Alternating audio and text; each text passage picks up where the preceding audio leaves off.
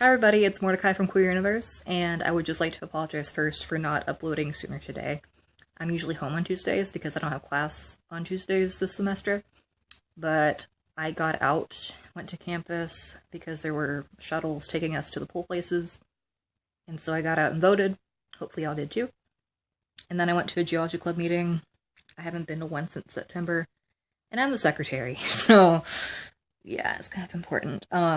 It's not from a lack of trying. I just haven't been able to get people to respond back to me about, like, taking me to and from campus because I can't drive. So, yeah. And, it's always fun having to rely on other people. But, we also have an Instagram page. Our username is Universe Queer because Queer Universe was already taken. But we've had that since Saturday. So I'll link that down in the description below. And what I'm going to be doing is posting screen caps of the videos I upload on Tuesdays and Thursdays. So hopefully that'll reach a bigger audience, get more views and subscribers. And I'm going to do that. Like, I'm not going to force the other people who contribute to the channel to do it. Because, you know, some people don't like using Instagram, some others just forget, or they're too busy to. Yeah, it's no big deal. Yeah. I also mentioned that because on Saturday, I posted a picture once I had went ahead and made the Instagram page of this picture that my roommate took of me when we went up to the Arkansas State Capitol and we went to a trans support rally. And it was pretty cool. We were there for like an hour on the Capitol steps with like a pretty big group of people. I was surprised by the outcome of how many people were there. And we stood there chanting for about an hour and a half, I believe. And it was really exhilarating. And like it made me feel like, oh yeah, I'm actually partaking in activism. And it was kind of intimidating at the same time because like congressmen and congresswomen were coming between us. And I'm just like, oh goodness. But at the same time, it felt really great, like, standing up to these people. Because, you know, we're not going to be erased. You can't do anything about it. Like, you can pass these bills and laws and stuff, but we're still going to be here. It's not like you're going to take our rights away and, like, we're vanished from existence. Like, it's not how this works. So, yeah. It's pretty fun. And then after, what I thought was really cool was there was this trans healing space for just trans and non-binary people, gender non-conforming people. And so, of course, I went to it. And I went with my service dog, you know. She's a seeing eye dog, so she has to come with me. And what was really cute, I'll backtrack a minute, is that when we were chanting and singing, like, sometimes she would bark during it. And I'm just like, you're a little cutie, you know, supporting your dad and stuff. So yeah, Haley was also supporting us. It was great. Well, anyway, it took us a minute to find the building where it was being held at. So my roommate dropped me off, and I finally, like, went inside, and I went up in the elevator with this non-binary person, and they seemed pretty cool. So, like, we were talking for a bit.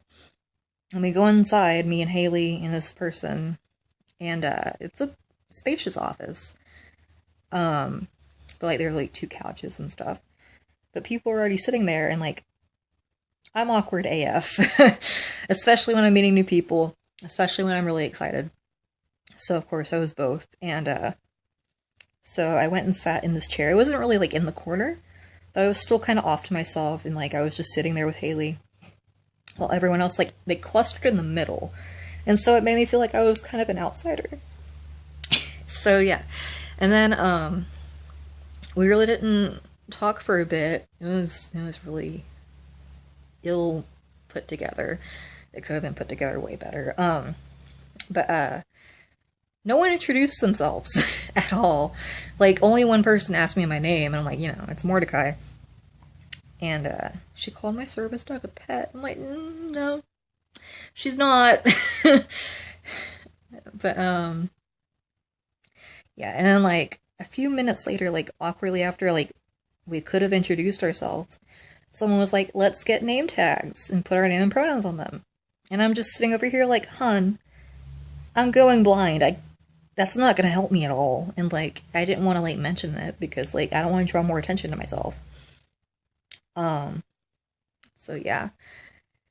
And I made a joke about it, and then like someone came up to me and like tried to have me like see something, which was really rude. I'm just like, I'm not here to show you how bad I can see. Just leave me the hell alone. I'm disabled and I'm trans. I'm here because I'm trans, not because I'm disabled. But it was just, and then some kid, they were like, they're younger than me. I'm almost 22. Next week I'll be 22.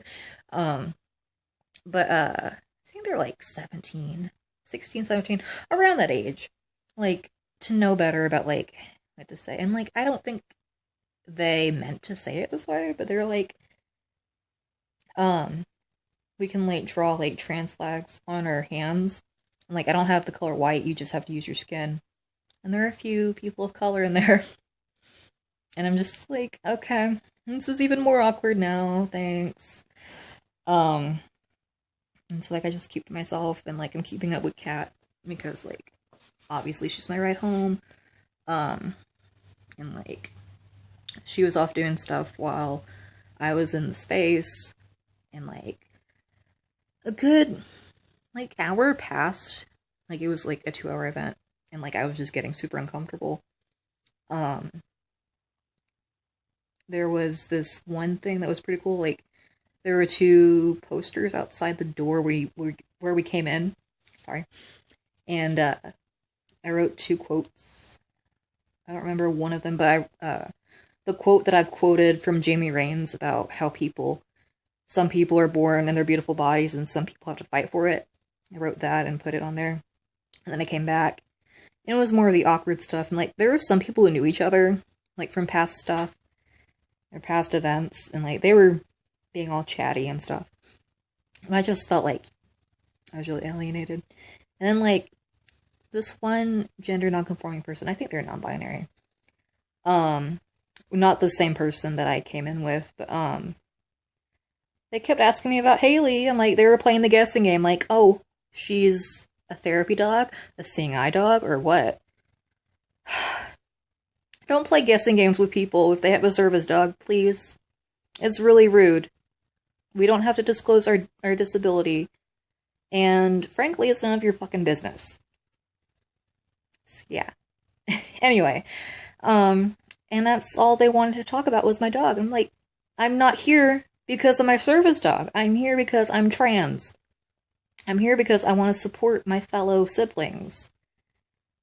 And like, I didn't really say anything because I'm just like, I don't want to be a dick. But at the same time, like, I want to be treated as an equal. Like, just because I'm disabled doesn't mean I'm any less trans than you are.